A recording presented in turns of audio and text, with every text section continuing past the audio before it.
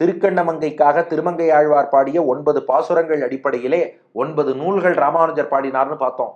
அந்த 9 நூல்கள்ல ஆளவந்தாருடைய 8 நூல்களின் கருத்தை கொண்டு வந்து உள்ள வச்சாராம். எப்படின்னா, ஆளவந்தார் சித்தித்ரயம்னு 3 நூல்கள் பாடினார்.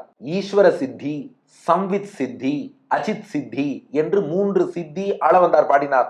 அந்த 3 கருத்துகளையும் ஸ்ரீபாஷ்யம், வேதாந்த தீபம், வேதாந்த சாரம், அந்த 3 இந்த 3ல கொண்டு வந்து வச்சார் ராமானுஜர்.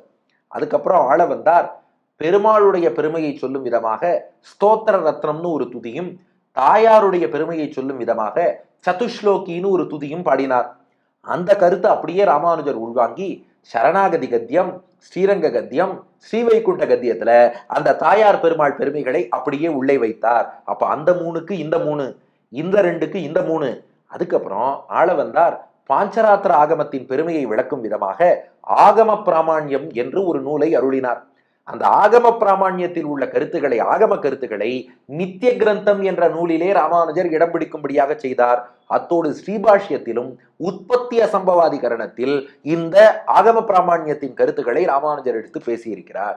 அதற்கப்புறம் ஆளவந்தார் பகவத்கீதையின் பொருளை விளக்க கீதார்த்த சங்கிரகம் என்ற ஒரு நூல் அருளினார். அந்த கருத்தை அப்படியே கீதா பாஷ்யத்தில் தம்முடைய பகவத்கீதை கமெண்ட்ரியில ராமானுஜர் கையாண்டிருக்கிறார். ஆளவந்தார் மாயாவாத கண்டனம் என்ற ஒரு நூல் அருளினார். அந்த கருத்தை வேதார்த்த சங்கிரகத்திலும் ஸ்ரீபாஷ்யத்திலும் ராமானுஜர் வெகுவாக பயன்படுத்தி இருக்கிறார். அப்ப அந்த பக்கம் பார்த்தா சித்தித்ரயம் 3, ஸ்தோத்திர ரத்னம், சதுஷ்லோகி, ஆகம பிராமாண்யம், கீதார்த்த சங்கிரகம், மாயாவாத கண்டனம் 8 நூல். இந்த பக்கம் பார்த்தா இங்கே ராமானுஜருடைய ஸ்ரீபாஷ்யம், வேதாந்த தீபம், வேதாந்த சாரம், அதுக்கப்புறம் 3 கத்தியம், சரணாகதி கத்தியம், ஸ்ரீரங்க கத்தியம், ஸ்ரீவைகுண்ட கத்தியம், அதுக்கப்புறம் நித்திய கிரந்தம், கீதா பாஷ்யம், வேதார்த்த சங்கிரகம், அந்த 8 நூல்லேருந்து இந்த 9 நூல் பாடிய கதிபற்று உடைய ராமானுஜன். அப்போ ஆளவந்தாரே இலக்கு, ஆளவந்தாரே வழி என்பதை தம் அனுஷ்டானத்திலும் காட்டியவர் ராமானுஜர்.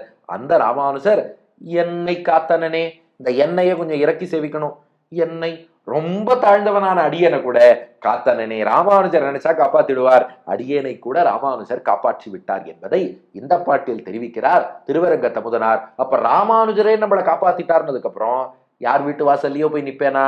அதனால தான் ஆஹா செல்வத்தை பொழியக்கூடிய மேகமேனு முகத்துதி பாடிக்கொண்டு மாட்டமானவன் வீட்டு வாசல்ல போய் துதி செய்வது எப்படின்னு கற்றுக்கொண்டெல்லாம் நின்று வாட வேண்டிய தேவை எனக்கு இல்லை. ஏன்னா பெரிய பெரிய மகான்களுக்கும் ஆச்சாரியனாக விளங்கக்கூடிய ஆளவந்தார் திருவடிகளே கதின்னு இருக்கக்கூடிய ராமானுஜர் அடியேனை காத்து விட்டார்.